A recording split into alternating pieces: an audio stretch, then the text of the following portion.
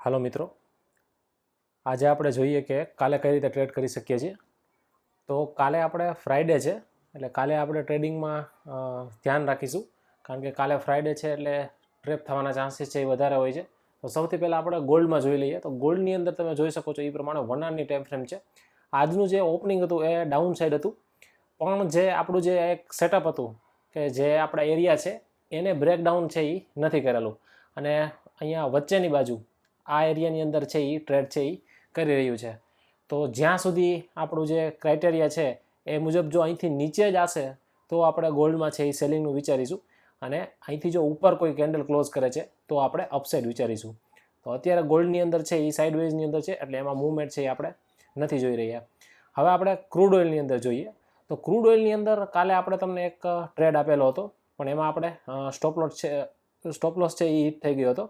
તમે જોઈ શકો છો કે કાલે આપણે અહીંયા ટ્રેડ આપેલો હતો, અને આજનું જે ઓપનિંગ હતું કાલે સ્ટોપલોસ હિટ તો નહોતો થયો, પણ ત્યાં ટ્રેડ કરી રહ્યું હતું, અને આજનું જે ઓપનિંગ થયું હતું એ ડાઉન સાઈડ જતું રહ્યું હતું. તો કાલે એટલા માટે થઈ અને આપણે ટ્રેડમાંથી એક્ઝિટ લઈ લીધું હતું, નાનો એવો જે લોસ લઈને. હવે આપણે પાછી આમાં એન્ટ્રી બનાવેલી છે. ટ્રેડ છે અત્યારે પોઝિટિવમાં ચાલી રહ્યો છે, તમે જોઈ શકો છો એ પ્રમાણે. અત્યારે છે એમના ચાન્સીસ છે 5718 સુધીના આપણા ટાર્ગેટ છે એ કન્ટિન્યુ રહેશે. આની ઉપર પણ છે એ ક્રૂડ ઓઇલ છે એ જઈ શકે છે. આની ઉપર ક્યાં સુધી જઈ શકે છે તો એ તમને બતાવી દઈએ. ક્રૂડ ઓઇલ છે એ પહેલો ટાર્ગેટ છે આપણો આ 5718નો છે, અને જે બીજો ટાર્ગેટ છે એ 5795. આપણા 3 ટાર્ગેટ છે એ તો આપણે એમને માર્ક કરીએ છીએ. ક્રૂડ ઓઇલમાં હવે આપણું જે સેટઅપ છે એ રેડી છે.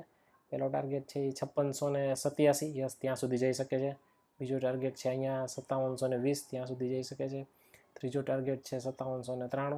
અહીંયા એકવાર લિક્વિડિટી લઈ અને 5892, યસ આપણે આ 4 ટાર્ગેટ છે એમાં આપણે ટાર્ગેટ બુક કરવાનું, ટ્રેડ કરવાનું જોઈશું. હવે આપણે નિફ્ટી 50ની અંદર જોઈ લઈએ કે એમાં આપણે કઈ રીતે ટ્રેડ કરી શકીએ છીએ. તો નિફ્ટી 50ની અંદર આવી ગયા છે. આજનું જે ક્લોઝિંગ છે એ અપસાઇડ આપેલું છે. આમાં પણ અત્યારે એમના જે ટાર્ગેટ છે 25,675, તેની આજુબાજુ ટ્રેડ કરવાના ચાન્સીસ છે એ વધારે છે. એટલે નિફ્ટીમાં અત્યારે પોઝિટિવ વ્યૂની અંદર જ આપણે જોઈ રહ્યા છીએ. આપણે ટ્રેડ બેંક નિફ્ટીમાં કરીએ છીએ, એટલે હવે આપણે બેંક નિફ્ટીમાં જોઈ લઈએ કે બેંક નિફ્ટીમાં કઈ રીતે ટ્રેડ કરી શકીએ છીએ. બેંક નિફ્ટીની અંદર આપણે તમને ડિટેલમાં સમજાવશું. બેંક નિફ્ટીમાં તમે જોઈ શકો છો કે આપણે જે 1 આવરનું એક સેટઅપ આપેલું હતું, તો 1 આવરના એક્ઝેક્ટ ટાર્ગેટ 55,806 એ છે એ એમને બુક કરેલા છે. 55,800નું છે લેવલ છે, ત્યાં એમને ક્લોઝિંગ આપેલું છે. પછી છે માર્કેટ ડાઉન સાઈડ આવી ગયું હતું. ડાઉન સાઈડનો જે ગેપ હતો એ ફિલ કરેલો છે. પાછું માર્કેટ છે એ ત્યાં આવીને અટકી ગયું છે. હવે આપણા અપસાઇડના ટાર્ગેટ ક્યાં સુધીના છે તો 15 મિનિટની ટાઈમ ફ્રેમમાં જોઈશું. 15 મિનિટની ટાઈમ ફ્રેમમાં પણ તમે જોઈ શકો છો એ પ્રમાણે તેમનું જે ક્લોઝિંગ છે એ આની અંદર છે એ થયેલું છે. હવે આપણા જે 1 આવરની ટાઈમ ફ્રેમના વન ડેની ટાઈમ ફ્રેમના ટાર્ગેટ હતા. વન ડેની ટાઈમ ફ્રેમમાં આપણા જે ટાર્ગેટ છે એ છે 55,916, યસ. તો આ જે મૂવમેન્ટ છે 55,916 સુધી છે એ જઈ શકે છે, અને આનો જે હાઈ છે 56,013, તો 56,013નો હાઈ છે એ ક્રોસ કરી શકે છે.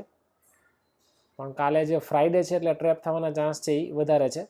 એટલા માટે આપણે તમને એક વ્યૂ છે એ નિફ્ટીની અંદર, બેંક નિફ્ટીની અંદર બતાવી દઈએ. હવે આપણે ગેપ જોવાનો ટ્રાય કરશું. તો આપણે તમે જોઈ શકો છો કે આ જે ફેર વેલ્યુ ગેપ છે કે જે ડાઉન સાઈડમાંથી આપણે ટ્રેડ લેવાનું વિચારીશું.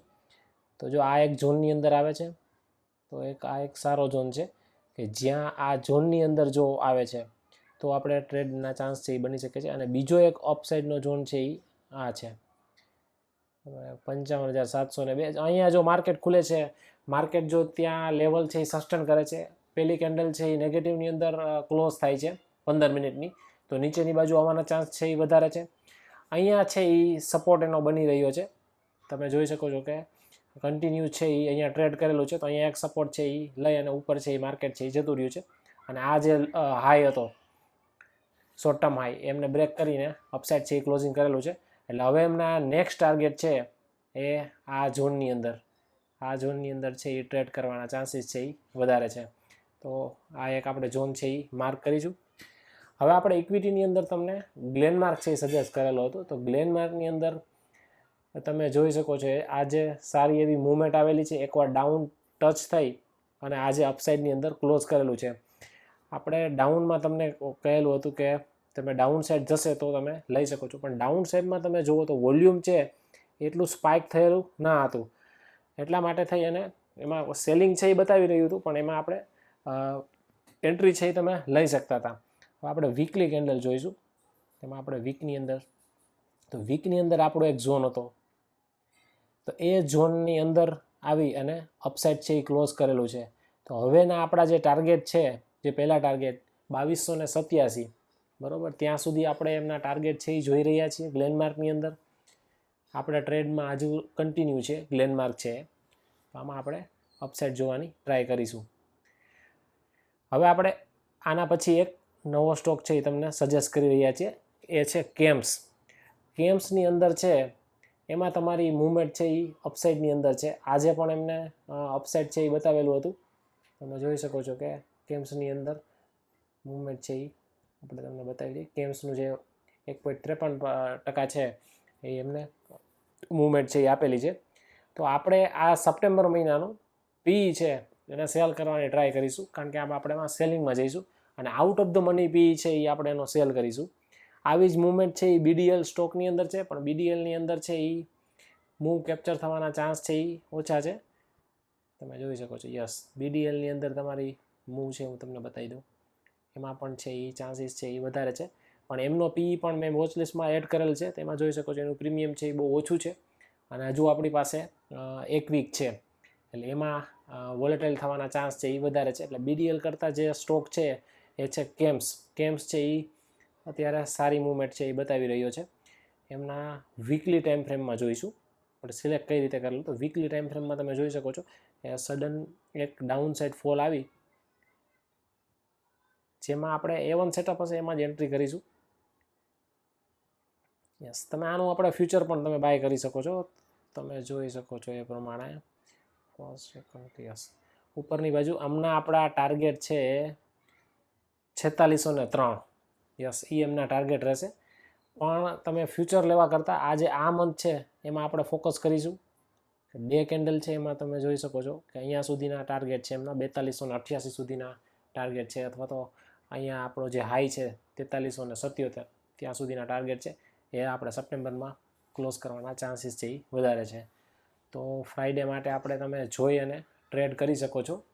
મૂવમેન્ટ છે એ સાઇડવેઝમાં પણ આવી શકે છે, એટલે બની શકે તો અવોઇડ કરશું અને ખાલી ઇક્વિટીની અંદર છે એ ટ્રેડ લેવાનું જોઈશું કે એમાં કેટલો ચાન્સીસ છે કે મૂવમેન્ટ છે એ કેચઅપ કરી શકે છે. ઓકે, તો આજના માટે આટલું. Thank you.